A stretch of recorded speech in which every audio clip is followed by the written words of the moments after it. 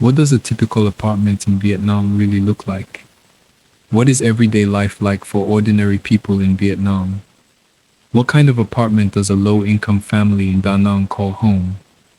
Is the living space large or small? How do they cook, rest, and go about their daily routines? And after decades of use, what does an old apartment complex in Da Nang look like today? Hi everyone, I'm Minzy. Today, I'm visiting an old apartment complex in Da Nang. This is where many families continue to live their everyday lives. It's not a tourist destination. It's not a modern apartment building. Just an ordinary corner of Vietnam that many people have probably never had the chance to see. So what is life here really like? Walking inside the apartment complex, the entrance to the residential building is just ahead. Right beside it is the area where residents leave their household trash before it's collected. Continuing upstairs, the first thing I noticed was the railing. After so many years, it's become heavily rusted. To make it safer, especially for families with young children, residents have added steel wires as a protective barrier. In several places, the concrete has only been patched temporarily. Looking up, this is the building's open-air shaft. But all around it, the signs of time are easy to see. Many parts of the building have visibly aged after decades of use. Right next to it is the area where the fire safety equipment is kept, along with the notice board for residents living here. While talking with a few residents, they told me that sometimes, even while standing in the hallway, pieces of concrete can break loose and fall from above. After hearing that, it became clear why people here are always careful when walking through the building. Looking overhead, the concrete beam has exposed rebar, and the steel bars inside are heavily rusted. I also spent some time chatting and taking a few photos with the residents who live here. Farther down the hallway, the signs of age can be seen almost everywhere. Large sections of concrete have broken away, revealing the rusted steel reinforcement inside. This apartment complex has been here for many decades, so it's not surprising that many parts of the building are no longer in their original condition. Next, I'm heading inside the apartment of one of the families living here. Behind the apartment is an open area the family still uses for everyday activities. Above is a ventilation opening, but the concrete around it has cracked in many places. Many of the window frames have also deteriorated, with visible cracks and peeling surfaces. Farther toward the back is the family's washing area, where they wash dishes and do their laundry. This space is always damp. Large sections of concrete have fallen away, exposing the rusted steel bars inside. Just by looking around, it's easy to see how the passage of time has left its mark on nearly every corner of the apartment. This area is the backyard. The door has been patched together with different pieces of sheet metal to help keep rats from getting into the house. Right here, part of the concrete on the railing has broken away, exposing the rusted steel bars inside. Right above is the clothesline that the family uses every day. Even the clothes hangers are made in a very simple, makeshift way to save on expenses. Walking a little farther inside, this is the family's bathroom. The metal door has become rusty after many years of use.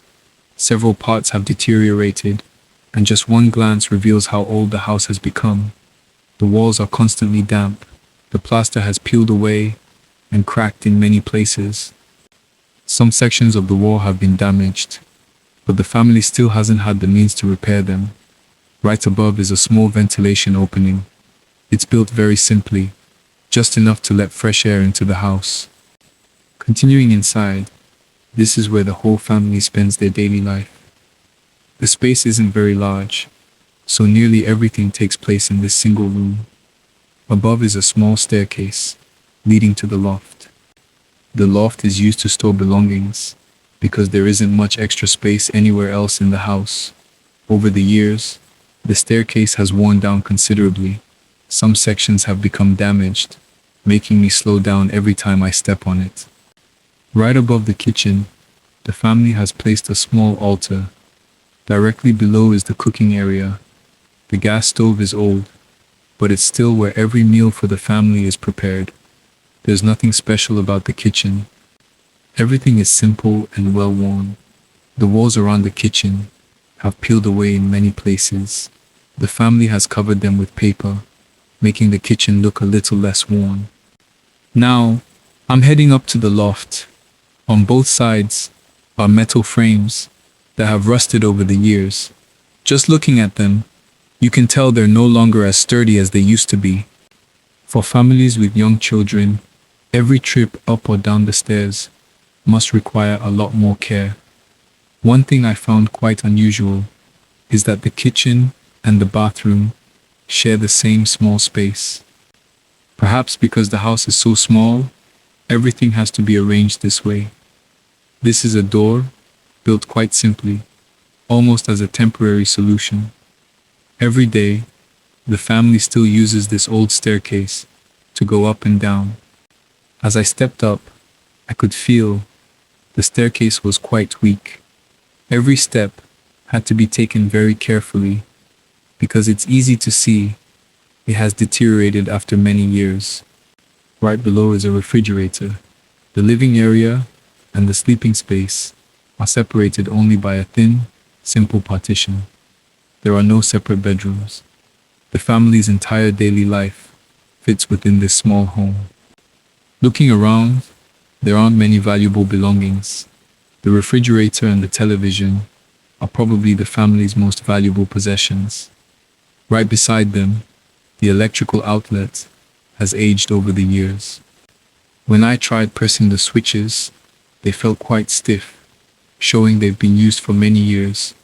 Walking back outside, this is the shared courtyard, used by the families living in this apartment complex.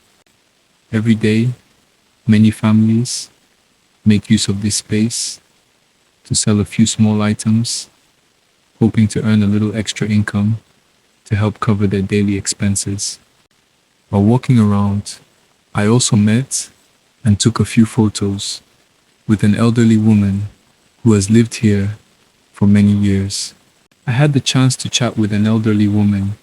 This year she is 75 years old. I wished her good health and hoped she would stay healthy so she could continue spending happy times with her children and grandchildren.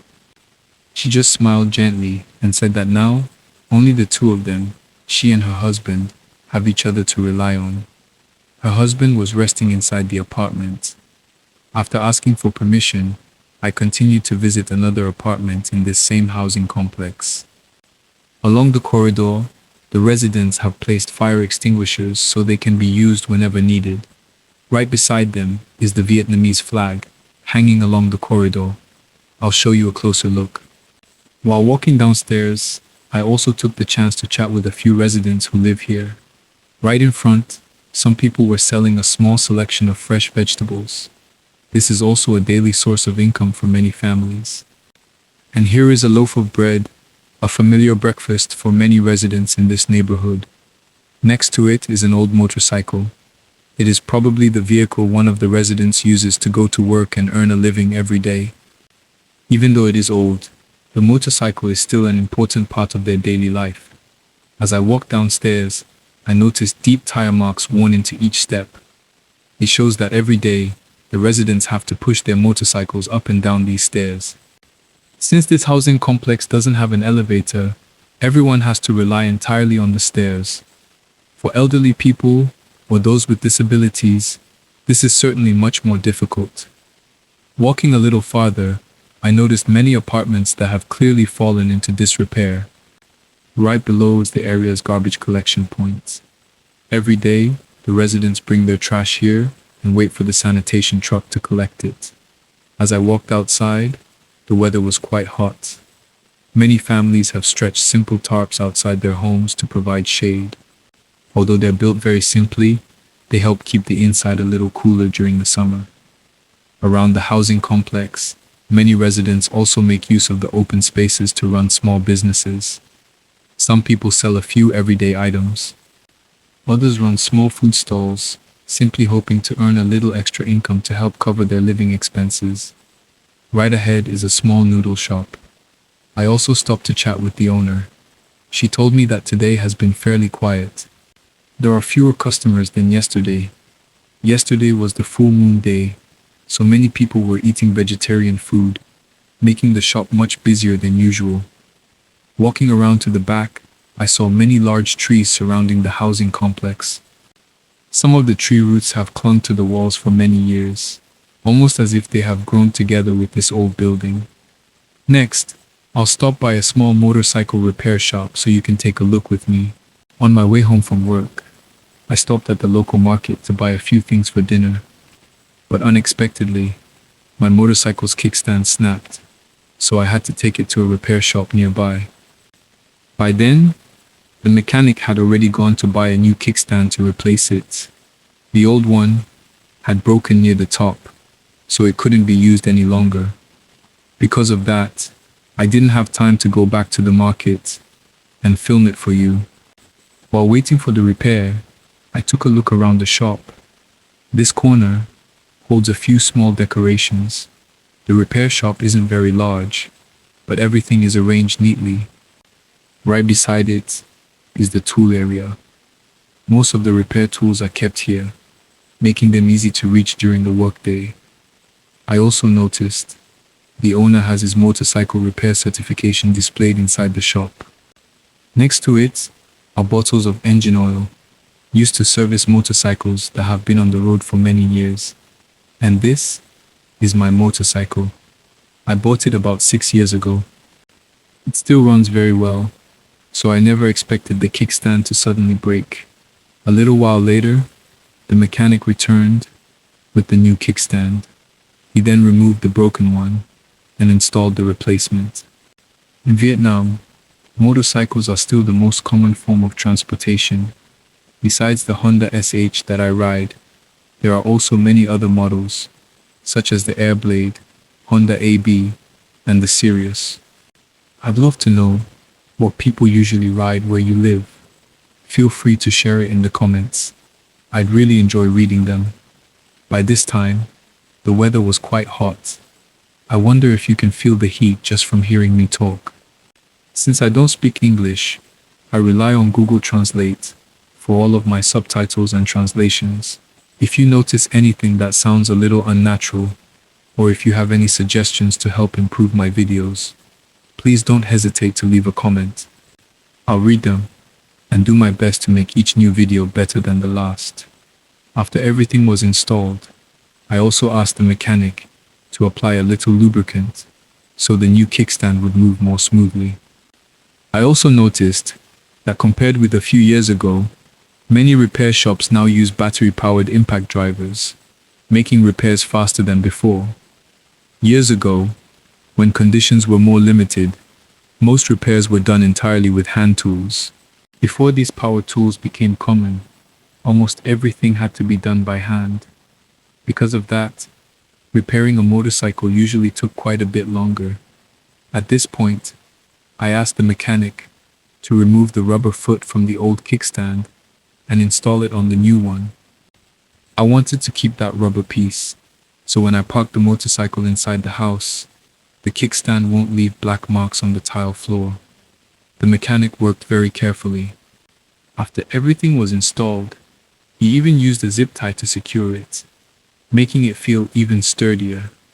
Maybe that's one of the reasons I always feel comfortable bringing my motorcycle here. This was also the second time I've come back to this repair shop. The last time, my motorcycle had a problem too, and I brought it here to be repaired. After paying, I headed home to prepare lunch. It's a little unfortunate that the kickstand broke so unexpectedly. Because of that, I wasn't able to go back to the market and film it today. If I get the chance in a future video, I'll share the market more completely. Today, I bought some beef, eggs, and rice noodles for lunch. Where I live, this dish is simply called boon. I'm curious, what do people call this dish where you live? Feel free to share in the comments. After getting home, I took out all of the ingredients along with a few more eggs, and started preparing today's meal. Now, it's time to start cooking. The first step is boiling the eggs. Normally, when people make boon, beef is the main ingredient. As for me, I really enjoy eating eggs, so I almost always add a few whenever I make it. This is the beef I bought earlier. I also have some fish cakes, which add more flavor to the dish.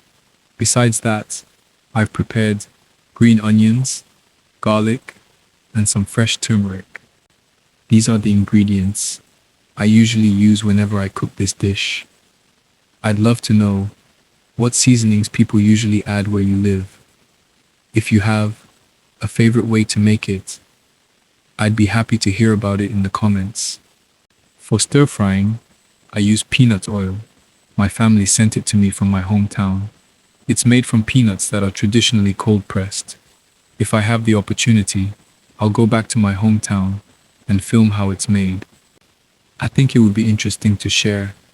I usually stir fry the ingredients first, then add the water to make the broth. By now, the eggs are fully cooked, so I started peeling them, getting everything ready for the next step. This is my favorite dish. Whenever I have the time, I always make it for myself. I'm curious, do people where you live have an egg dish like this? I also stir the beef a little longer so it cooks more evenly and absorbs the seasoning. Most of the time, when I'm in the kitchen, I like to play a little music while I cook and relax. But today, since I'm filming this video, I didn't want to play any music because of copyright. So instead, the kitchen is filled only with the familiar sounds of cooking. The meal is finally ready. I'd love to share it with you. By now, it's almost noon. Even though it's bright outside, the kitchen lights still need to be on because the space is quite small and very little natural light reaches inside. Upstairs is where I keep my belongings and where I sleep. This small kitchen, on the other hand, is where I cook, eat, and spend my everyday life. On my way home today, I couldn't stop thinking about the apartment complex I had just visited. I think that's exactly why I wanted to make this video. What a typical Vietnamese apartment is really like, real daily life in Vietnam. I didn't make it to say that life here is harder than somewhere else, and I'm not trying to compare rich and poor.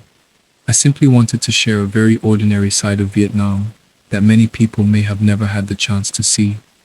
Walking through the old hallways, climbing staircases worn down by time, and stepping inside these small apartments, I realized that every door holds a different story. Some elderly people have spent almost their entire lives here.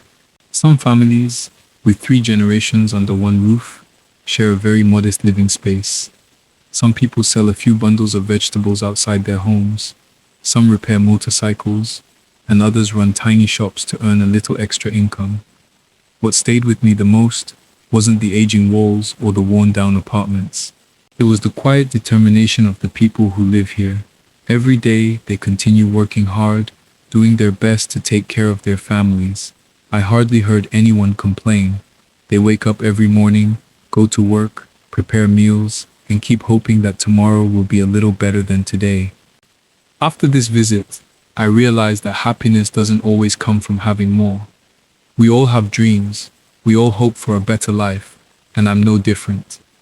But while we're working toward the future, I think it's just as important to appreciate what we already have today.